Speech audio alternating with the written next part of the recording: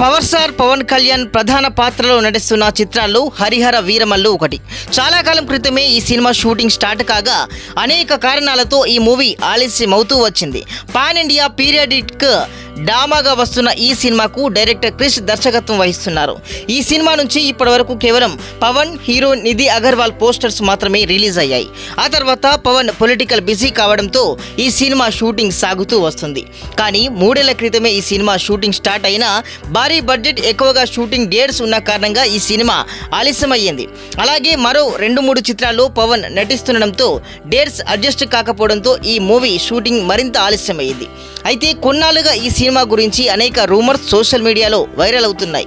ఈ cinema ఆగిపోయిందంటూ talk నడిచింది. ఈ అదరగొట్టనున్నట్లు తెలుస్తుంది. అయితే టీజర్ అనౌన్స్మెంట్ పోస్టర్ మీద డైరెక్టర్ క్రిష్ పేరు లేకపోవడంతో ఈ ప్రాజెక్టు నుంచి చిత్ర యూనిట్ అతడిని తప్పించిందని వార్తలు వినిపించాయి.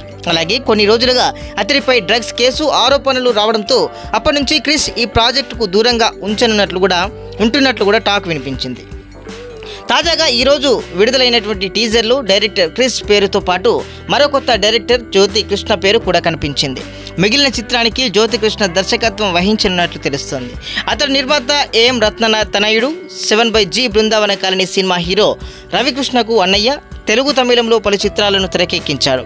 ఎనక్కు 20, ఉనుక్కు 18, నీ మనస్సు నాకు తెలలు, ఆక్సిజన్ వంటి చిత్రాలను తెరకెక్కించాడు. దర్శకుడిగానే కాకుండా రచయితగాను ఆయన పేరు తెచ్చుకున్నాడు.